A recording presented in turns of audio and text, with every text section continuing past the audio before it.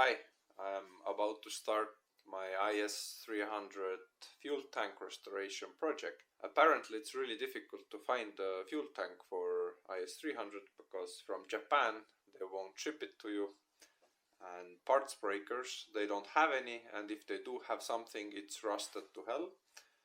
Luckily I found from the UK. This is actually a fuel tank from the IS200, but it should be perfectly identical to the 300.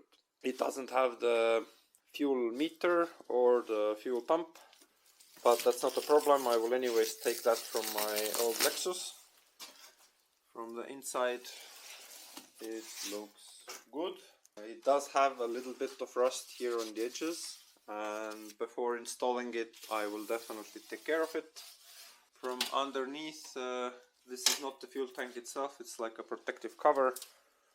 It actually looks pretty decent. I already once with my Toyota Celica tried to repair a fuel tank, but it didn't last very long, and the Lexus fuel tank seemed extremely rusty, at least, you know, as much as I could tell from the underside. So if you're going to use the angle grinder and this tank is not been sitting for years, this one had absolutely no gasoline in it. When I opened it up you couldn't even smell gas in it anymore. Definitely if it's a fresh tank then it's very dangerous to use angle grinder next to it. Do wear eye and you maybe a mask, especially if you're indoors.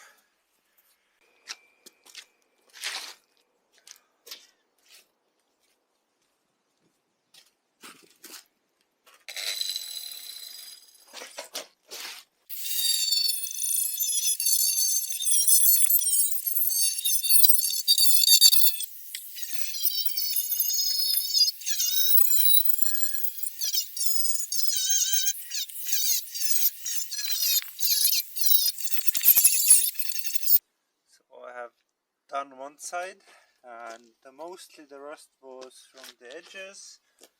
Some was here and around the filler neck.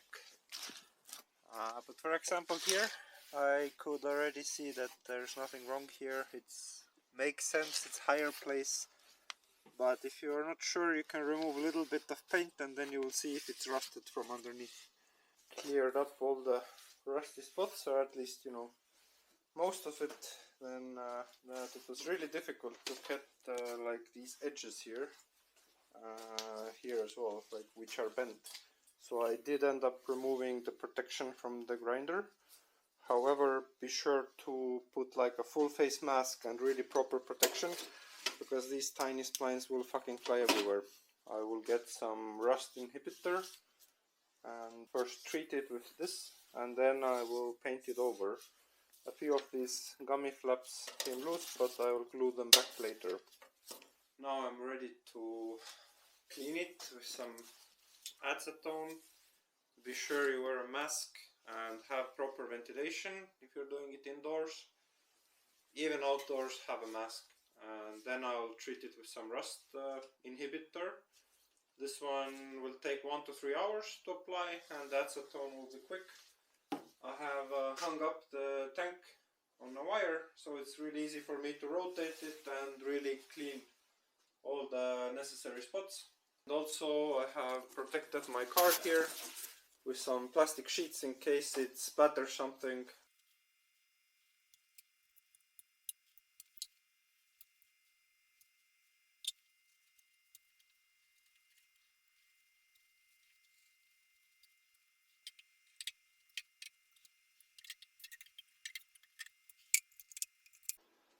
Now that I have cleaned it with acetone, I'll use a brush and then this rust inhibitor.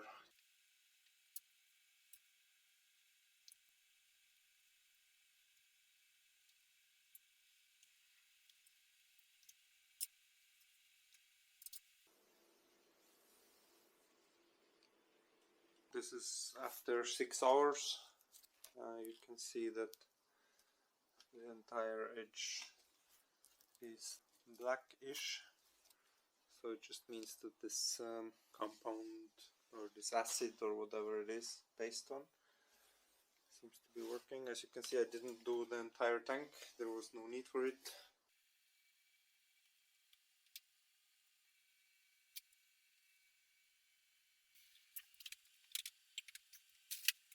First coat of paint is done. Complete second round of paint. Looking really nice. So from the inside you need to pull up the rear seat. It's just brute force. Take out the seat. You need to remove this plug and that plug over there. So these are attached with 10 millimeters. And use a small pick to undo this one.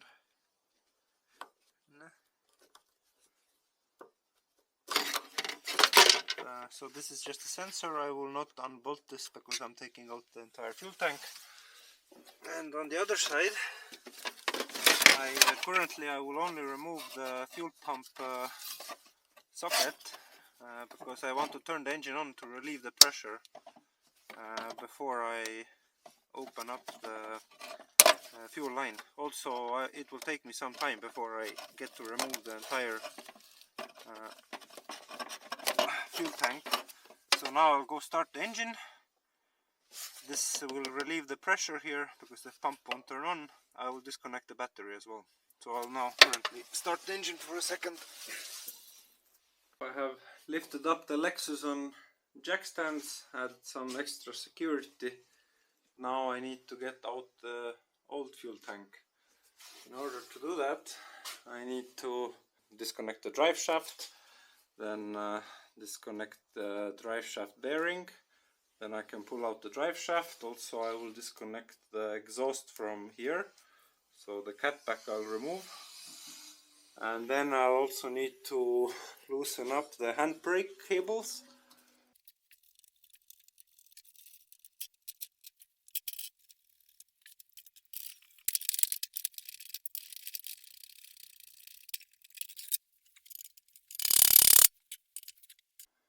Yeah, got the exhaust disconnected here, broke one bolt, but you know, I didn't even have to use heat, so I would say it went pretty well.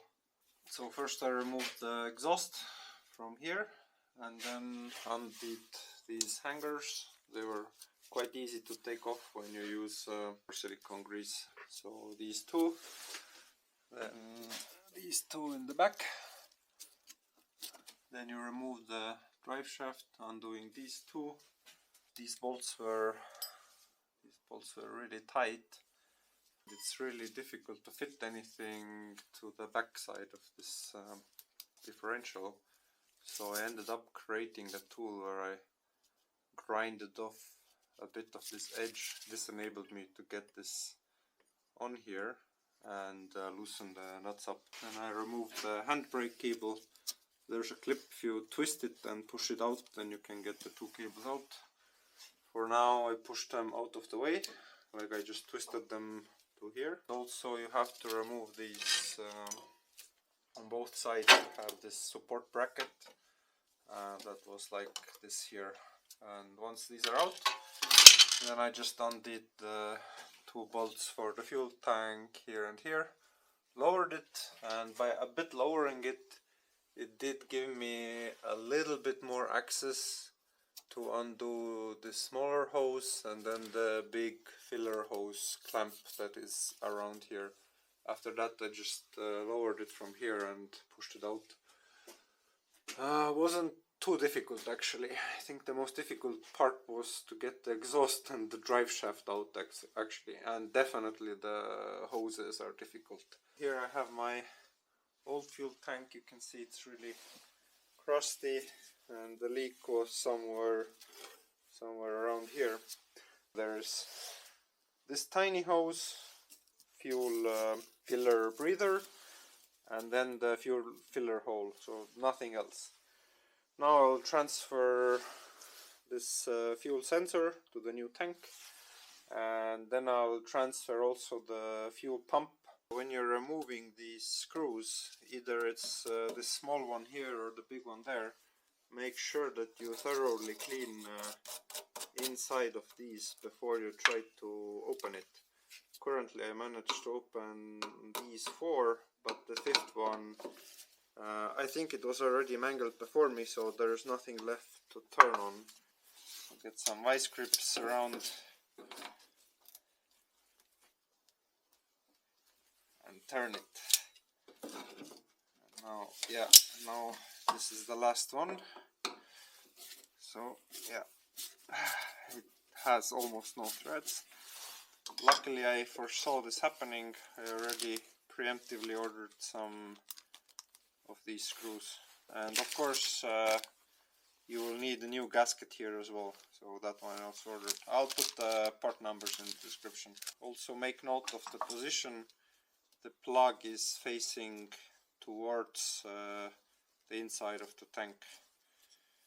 Now let it pry, it should come off pretty easy. And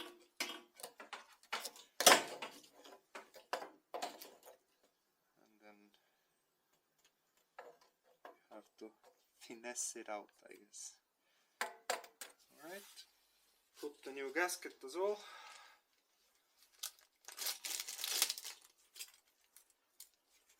Yeah, this is really hard and crusty already.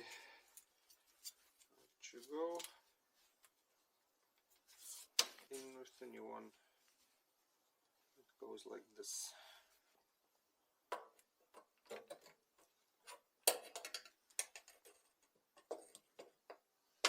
So the plug is facing towards the tank.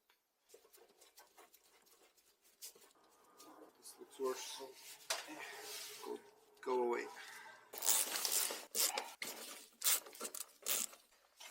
So I used 8mm to remove the screws. Then you have this metal bracket. You should probably remove the rust and repaint it. Here you should be able to get out the fuel assembly. I'm pretty sure this gasket needs to come loose as well. Yeah, like this.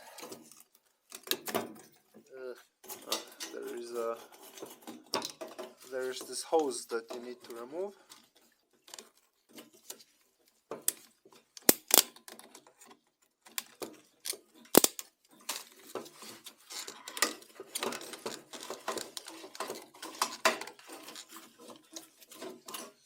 It's out.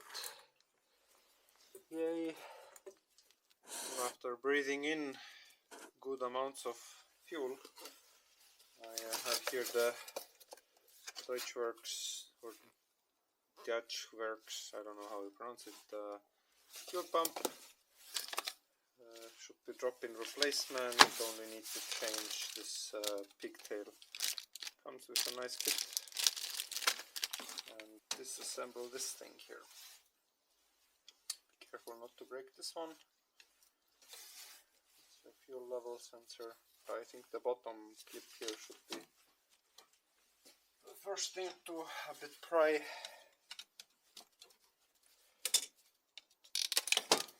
Okay, so this bottom part is clipped in from 1, 2, 3, 4 places. You can just pry it open a bit and it will pop out. I think we should be able to remove the old fuel pump now. Okay, this just pops off. I don't want to break the old pump, you know, it's still working perfectly fine. But it's really difficult to... yeah, you first have to disconnect actually the power before you can take it out. It's very short, the power cable. So with the pick tool you can press here and push it out, and then this will come out and then you can get the pump out. Alright, so now we need to unclip this part as well. This seems very fragile. Oh yeah, be really careful not to break this.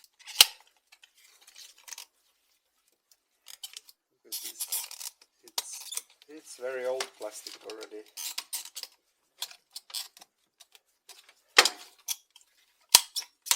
It's like this multiple-headed dragon that you loosen up one and then the other one wants to snap back in.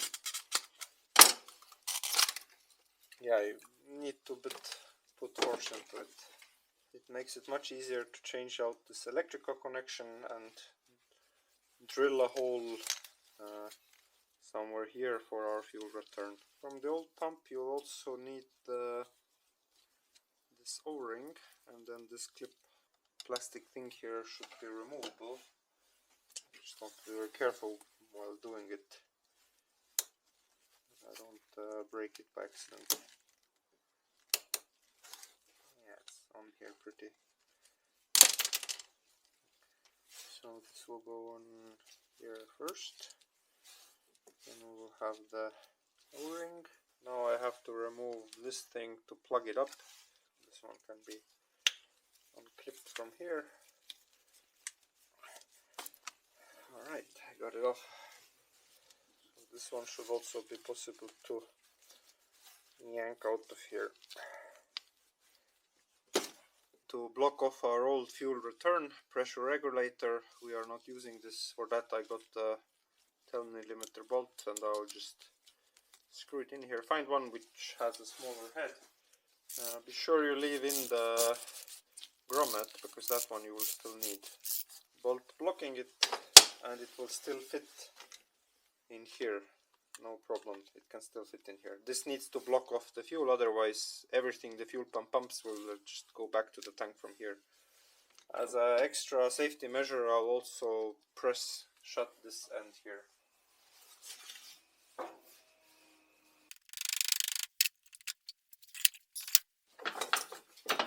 Alright, so I pressed it together and then turned it into U-shape. Nothing is coming out of here, ever. This we can put back in here.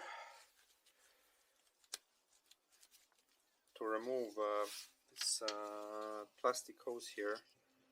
From here, it was here, we don't need this anymore. But it's extremely tight. So I used a box knife to cut through the edge here and pull it out. This used to be here like that. This is the siphon that sucks the fuel from one side of the tank to the other, and we need to retain this, otherwise we'll run out of fuel even though we have quarter of tank left. So this thing will go through here, this thing, and from the other side I will attach this. So this is for our fuel return, and this will keep our siphon working. We need to make a hole for this thing. This one goes here, and this one has to be on top of the fuel tank, fuel pump assembly. Indeed, the perfect spot for the hole is somewhere here, because from here you can see that there is a hole in here. So when the return line comes out of here, it can make a loop and go into this thing.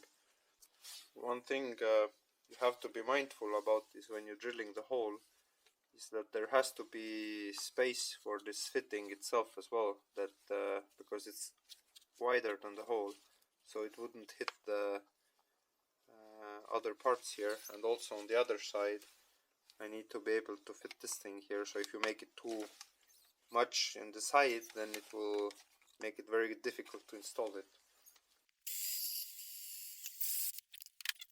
Nice hole. I know it's not already big enough, but I'll make it a bit larger shortly. And on the other side, when I put this in here, it seems to have nicely space. When I install this thing temporarily, then you can see that it's quite nicely, I hope you can see that quite nicely, it will line up with the hole here.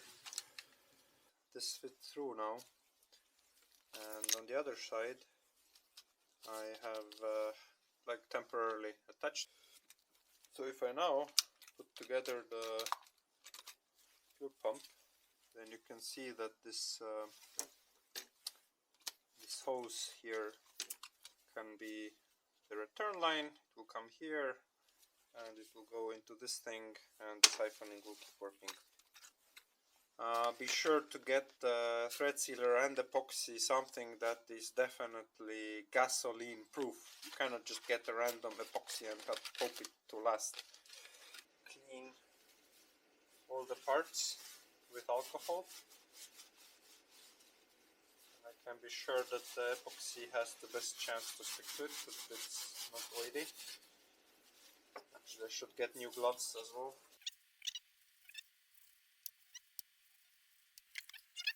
The epoxy will dry in 4 minutes, so I have to be fairly fast when I'm applying it.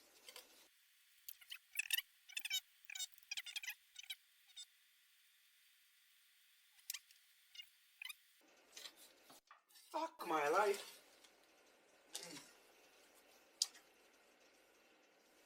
I think I got lucky there. Yeah, don't drop your shit. And then apply some of it. Now the race against time. Be very careful not to get any on your tab here though. Like if you put a lot of it, it will like go over and then you won't be able to put your fuel hose back. Now I can screw in this. I'm thinking if I will actually use as well the same epoxy, so it would never come loose. Be careful not to get it on the inside. I tightened it up and now I'll let it dry. I don't want to touch it to not ruin it. Make sure you didn't get any on the threads here or anything. And now I will leave it alone for 24 hours. I do not want to risk fucking up this epoxy here. We also need to change out this plug here. So I'll make it slightly longer than the original. Cut the old head. I'll leave a little bit of wire here just in case. So this is the old plug. So I want it to be slightly longer, so it would be easier to put things together. Black to black. I will use these heat shrinkable connectors, I guess. And I'll later apply also heat shrink on top of it. I should remind you that if there's fuel fumes and you're going to solder it, then it might start a fire, you know. Even with a heat gun, you should be very cautious. I have ventilated this room really well, so there shouldn't be any issue with it. Blue with red and black with black.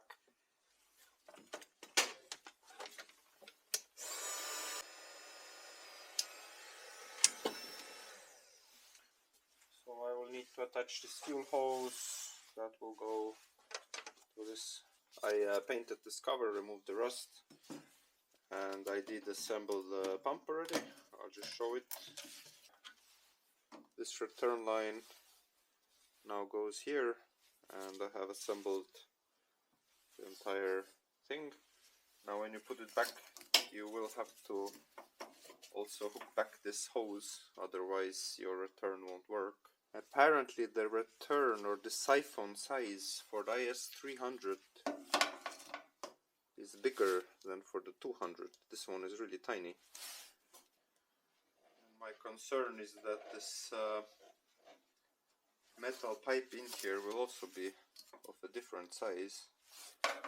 This one is actually way nicer condition than this one. So this is the IS200 hose and this is IS300 hose. Now I wonder how friggin' loose it will be on that pipe there. I think with this type of clamp I'm able to still make it. I need to attach the hose back here.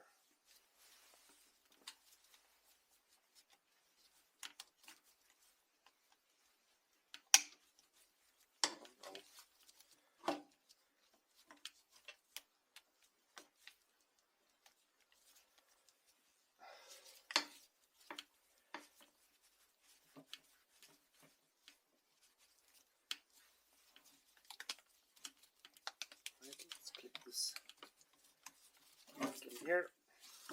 Nice. Now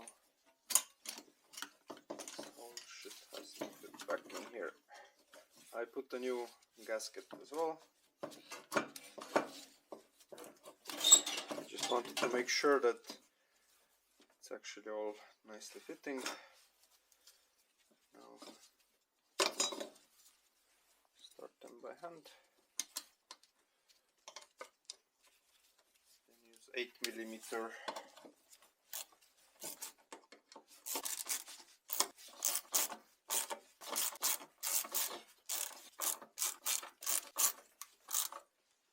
How I will do the fuel return system is that I have a bunch of connector, and then I have a double banjo bolt like this. Then here will be the original fuel line, and after the fuel line there is an additional crush washer. So it's not ideal solution, but this way I don't have to drill and tap here. I have removed the fuel damper. It's this thing. I removed it, and instead of it I will install this double banjo ball. To get the fuel damper off, I actually bought this 22mm wrench and I bent it, because otherwise it's really difficult to get a grip on it. With this it was very easy, it cost like a couple of euro. So I got the fuel pressure regulator mounted here. Then the vacuum line, I found that here was a spare vacuum port. I just unplugged it, hooked up the vacuum. Then the return goes from here to there. I do understand that this is not ideal setup. The best would be to drill and tap a hole here. This way the fuel will be cool, or like circling around, so you always have the same temperature fuel. However, this still gives me ability to regulate the pressure. I'm not there yet where I would need to have a better option. At some point in the future I will drill and tap this one, reinstall the damper, and I can just reroute the fuel line. Otherwise the return goes down there, mounted it next to the rest. This, I have to say, was super easy. It's running. Had a tiny leak in the banjo fitting. Just replaced the washers again, and no more leak. So underneath I ran this line along the other fuel lines. It's so thick that it doesn't really fit next to them, and then it will go up here. I also covered the entire underside with fluid film, so it's for rust prevention. Underneath I got the fuel tank installed. It was a nightmare. I mean, to get these fittings here, it's like fucked up. Like there's like no space here. I have to say though that the pipes themselves just slid over this gas tank side, so I didn't really have to push the pipes in. They kind of went on their own, but to tighten the clamps is horrendous. Once I installed the fuel tank, then initially I put the return hose direction that way, but the problem is that this seat, like I don't know, this metal here, it's actually much higher on this side than this side. So then I had way more trouble getting this thing on here, because if you put it that direction then it's just higher. So I rerouted it to this direction. Also, it is still a little bit higher, so it does touch this thing. And to make it seal, then I actually used for window insulation these additional strips to make it a bit thicker. So now it's nicely sealing up here. Another issue that I had was with this fuel hose. You have to be very attentive when you clip it in, because to me it seemed like I had clipped it in properly, but actually I never pushed the hose to the end. So when you are reinstalling the clip, make sure that you can see the edge of the clip here. If there's like a plastic circle here, then you can still clip it in. It will not leak fuel. I drove around for 2 weeks like this and no problem, and then in the middle of the road suddenly this entire hose popped off because the clip wasn't properly. It was pushed all the way in, however the hose wasn't pushed all the way down. so be very attentive. I was a bit rushing, and that's why I probably didn't pay too much attention. The clip went in, it seemed all okay, but how you can recognize if it's wrong is so that you will not see the yellow part from here when it's put in wrong. Then you have like a plastic black circle here. This is like 3 weeks later. I haven't had any issues. The engine runs perfectly, no cell, nothing. Everything is perfect. So at idle it's around 32 psi. Later when I turbo it, then probably I'll add some more. I did leave this vacuum assist connected for the time being, this one here. Overall I would say that it was pretty straightforward and easy setup. Not a big issue, like no big problems.